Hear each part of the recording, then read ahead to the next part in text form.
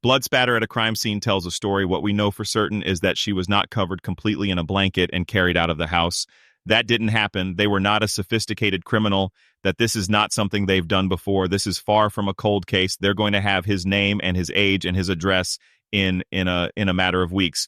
Hey guys, it's Jackson Buhai here. Now we are coming up to the nearly 3-month mark since Nancy Guthrie was initially abducted. Today joining me is Jim Clementi. Now he is a retired FBI supervisory agent and profiler, and he also runs the Real Crime Profile podcast, so feel free to go and check that out. Mr. Clementi, thank you so much for joining me today. Thank you for having me, Jason. So it seems like as things evolve with this case, every question that gets answered comes with more questions. You know, a retired FBI special agent recently said that the abductor is most likely a Tucson local. We've interviewed a genealogist that says it could be a matter of weeks that authorities get a DNA match and we actually nail down who the person that conducted this crime could actually be. And what you're bringing to the table is that we can learn a lot about the blood spatter patterns. Can you talk to me a little bit about that? Sure. A blood spatter at a crime scene tells a story, a particular moment in time, and it can tell us what happened and didn't happen before, and some of what might have happened after. So in this particular case, I'll refer to the first image, which is it shows 2 distinct blood spatter patterns, one in the upper center and one in the lower right, and these are very close to the front door.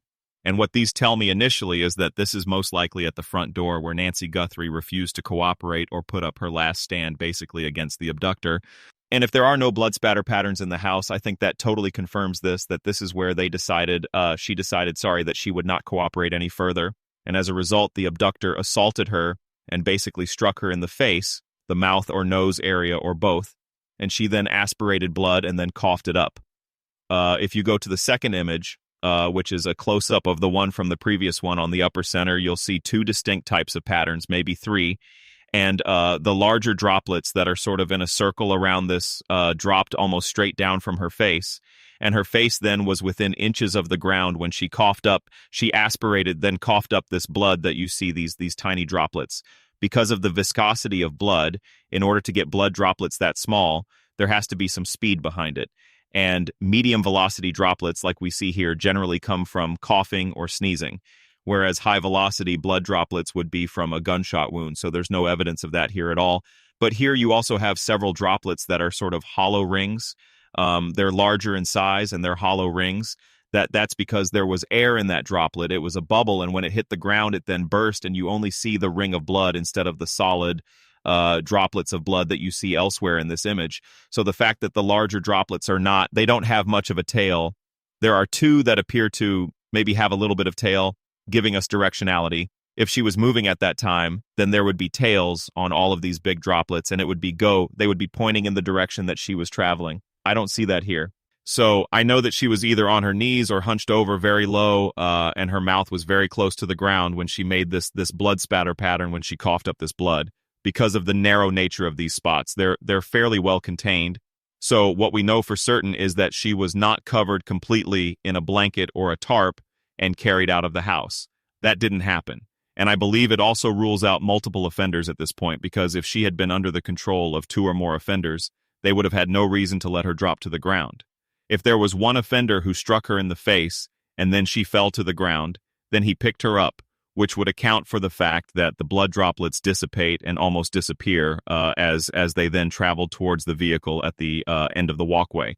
So this tells us a story that at this point, I believe she stood her ground and was punished for it in order to get her back into compliance.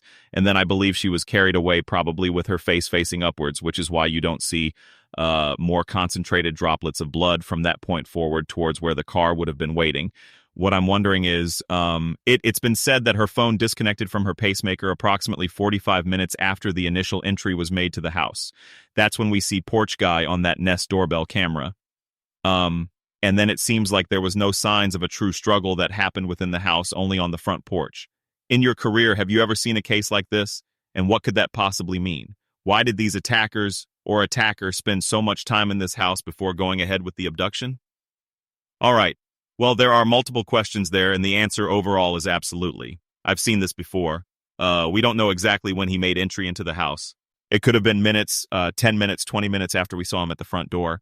But we do know from Savannah's statement that the back doors were propped open, So he may have done that to just prevent himself from getting trapped inside. In other words, if he got inside and he was faced with a gun or the police or a lot of screaming, that he would have had an easy way to get out, and that may have been the reason he did that. For whatever reason, he spent a lot more time in that house than should have been necessary or would have been necessary to simply abduct her. And when you say, is this consistent, the fact that there was no signs of a struggle until getting outside, really on the front porch, the fact is we all know he had a gun, a very visible gun in his crotch area, and I'm certain that he used that to control her. And if you're an 84-year-old woman who has trouble hearing and is aroused in the middle of the night by a stranger in a full mask, face mask, it's frightening. It's frightening as hell. And she most likely would have complied, especially since he had a gun. It was probably pointing at her, and she got out of bed and she went downstairs with him. And then when she realized that she was being taken away from the home, she fought at that point, and that's why you see the blood spatter on that front porch area. You were a supervisory special agent. I'm wondering if you were working this case in the Phoenix FBI field office right now. You know, we're approaching nearly the 3-month mark since she was abducted. What do you think would be some of the things you're doing right now to further this investigation? Well, the most promising thing that can be done is the forensic genetic genealogy. If they actually have isolated a profile of this offender, then there's absolutely no question they're going to identify him. They're going to find him. They're going to have his name and his age and his address in a matter of weeks if they did isolate that. If not, the best thing that law enforcement could be doing is basically finding out every single person she had contact with over the last weeks, months, years, even a decade. And the same with Savannah, because Savannah is a celebrity. We may be dealing with somebody who was basically a celebrity stalker, somebody who felt in their mind they had a delusion that they had a reason to have a relationship with her, and she may not have reciprocated that just in their own mind, and that could have given them cause to try to hurt her by abducting her mother. The reason why I feel this is a very strong possibility is that they didn't send a ransom note privately to the family. They sent it to the media. That tells me a very important difference between almost every other kidnapping case with the ransom that I've ever seen. And that is, they usually want privacy. They want secrecy. They don't want the media and the police involved. Because as soon as the media is involved, the police will be involved, and they're trying to avoid that generally. So it tells me what they wanted was the publicity. They wanted the attention of Savannah Guthrie, and they got it. She talked directly to them. She made several videos. She apparently sent a note back. And all of that could have been exactly what this offender wanted. Now, I believe that they thought they were more prepared than they actually were. Obviously, their actions and inactions around that door camera show that they were not a sophisticated criminal, that this is not something they had done before. This is someone who really thought they were prepared, but showed up in an outfit that was light in color for a night operation with reflective straps that identified a backpack that is only sold by one retailer. These are major mistakes. He held up his hand to cover the camera and may have showed that he had a wrist tattoo on that arm. All of these things are major mistakes, and they're going to be reasons that he is going to be caught. It's been said as well from, again, a former retired FBI special agent that the person in that Nest doorbell video is likely a Tucson local. I'm wondering what you think. Well, I do believe that the highest probability is that it is somebody that has some passing connection to Nancy. In other words, that could have been recent in pre-attack surveillance, or it could be for a long time ago because they're local. I think either is possible. I think it's somebody that possibly was an Uber or Lyft driver, possibly was a repair person that came into the house or delivered packages or took care of the lawn or the pool, that they had some innocent interaction with her in which Nancy may have mentioned her daughter, and this person gleaned that she lived alone, that she was vulnerable, and that she had the connection to this famous person. All of that tells me that they at least spent some time in the Tucson area before this abduction. I don't know if they were actually local, but they may have gone there for that reason, to find out as much as they could about her. Many have called the investigation at this point a cold case. Again, nearly 3 months have passed. Have you ever seen an investigation like this one, where it goes for 3 months without any meaningful leads, at least to the public's knowledge, before a breakthrough happens? Absolutely, it happens all the time. But this is you hit on the point without the public's knowledge. Without the public's knowledge is how most investigations like this, especially when somebody's life was in the balance, they should be conducted, because the investigators have to keep things secret so that they don't have people interfering with their investigative process. But the fact that we don't know doesn't mean that they don't know. And the fact that I do believe that I've heard reported that the FBI has a DNA sample from this, potentially from this offender, and that they are performing forensic genetic genealogy process on it so that the answer will be coming out soon. Something else I'm wondering is that, when we spoke to our genetic genealogy expert, she said that, in a house like Nancy Guthrie's, there could be hundreds, even thousands of different DNA samples. How would the FBI know that the DNA sample they've gotten is one belonging to the suspect? Here, you use the word no. They wouldn't know one unless and until they actually identify the person and find that that person was responsible. They will have a high probability of getting a DNA sample from him if they got it from the door orc knob on her door, on her bedroom door, or her front door, the bed sheets, the light in her room, something connected they knew was connected to this abduction. He could have discarded something. Maybe he ripped off her watch.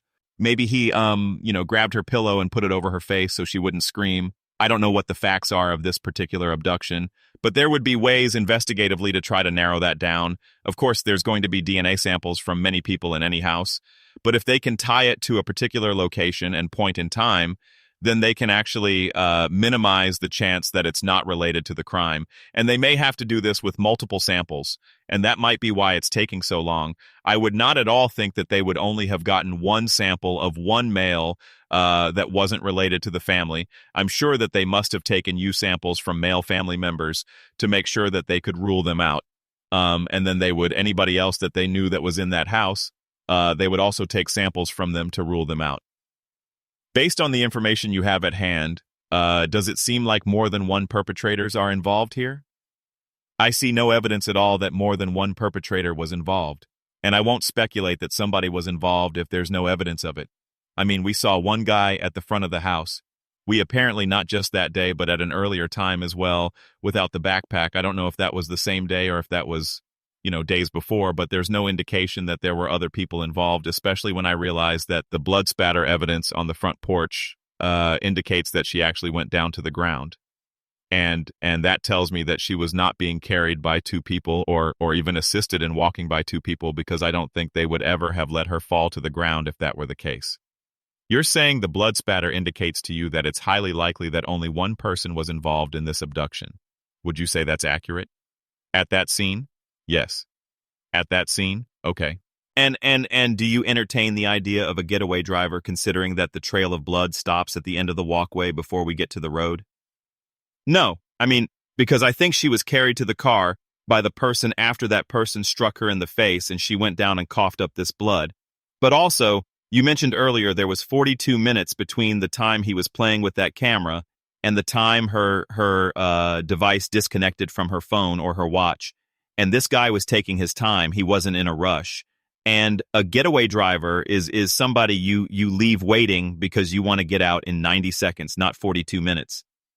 Interesting. I think you provide a different insight to anybody I've interviewed before, in the sense I've worked thousands of abduction cases and bank robbery cases and kidnapping cases and sexual assault cases over the course of my career. And we actually, at the BAU, the Behavioral Analysis Unit, the FBI, where the profilers are, is actually part of the National Center for the Analysis of Violent Crime. We study all the violent crime in the United States and much of it across the world. So we're in a unique position, in that we get to actually do this our entire time in the FBI, and therefore we have exposure to a greater variety and a greater number of each type of case that most agents and most law enforcement officers don't have. That's why we actually teach law enforcement across this country and around the world. No, I agree, and what I was going to say was, we've interviewed other people from the FBI that have entertained the idea of a second perpetrator. But I like what you're doing. You're taking the evidence you have at face value, and you're not speculating. And I think it's interesting to entertain the idea that it could have been an Uber driver, could have been someone that she knew, a construction worker doing work on her house. Something I haven't heard before is, just based off the blood pattern, it's a very significant indicator that only one person conducted this attack. So, yeah, at least at this point, I'm not ruling out that somebody else is involved somewhere else, but there's no proof. There's no evidence of more than one person. We only have evidence of one person.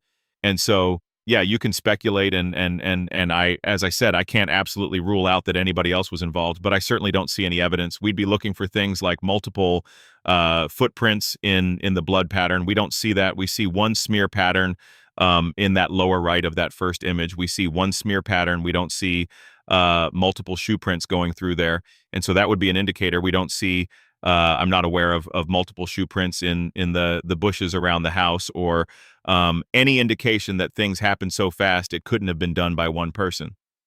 So all of those things in my mind tend to dispute multiple offenders at this location, but of course I can't absolutely rule it out. All I can say is I just don't see it here. Would you say that in a situation like this, there is a way that cases are solved most of the time? The question I'm trying to ask you is, in what way have you seen in your career cold cases usually get solved? Is it someone that's talking to somebody else and just says the wrong thing? Is it a DNA sample? First of all, this is far from a cold case. The FBI is actively working on forensic genetic genealogy on this case, and that means it's active. That's a lead that's being followed. I'm sure that they have not yet interviewed every person that Nancy or Savannah interacted with over the course of the last months and years. And I'm sure that's still going on, and it should still be going on until they actually resolve this case. There's also, I'm sure, a number of search strategies that I'm sure have not yet been fully implemented that should continue to be implemented. So it's not a cold case, but if there are multiple people involved, yeah, one of them usually breaks down or gets caught for something else and gives up the others. But more likely, somebody who knows this offender. Somebody is out there who knows this offender, who lives with, works with, plays with, hangs out with, lives next to, has some interactions with this guy. And leading up to this, he was under stress. And when the images were released, that stress maxed out. And because of that, he likely tried to change his appearance, tried to maybe leave town for an emergency, stay away till things calm down, maybe change the color of his car, maybe cut his hair, shave his beard, mustache, whatever, or grow one if he didn't have one, but definitely tried to lay low, change his appearance, get away. And before this happened, he may have been mouthing off to people around him about what his intentions were, leaking out some information without intentionally trying to. But also, after it happened, he may have been asking a lot of questions, trying to figure out what was really going on, trying to see if anybody around him was being talked to, trying to assess whether or not he needed to run. And so those changes in behavior will be noticed by somebody around him, and hopefully those people will call into law enforcement, and that will dovetail with this genetic genealogy investigation, and hopefully it will bring this case to a close relatively soon. Thank you so much for joining me today. I really appreciate your time.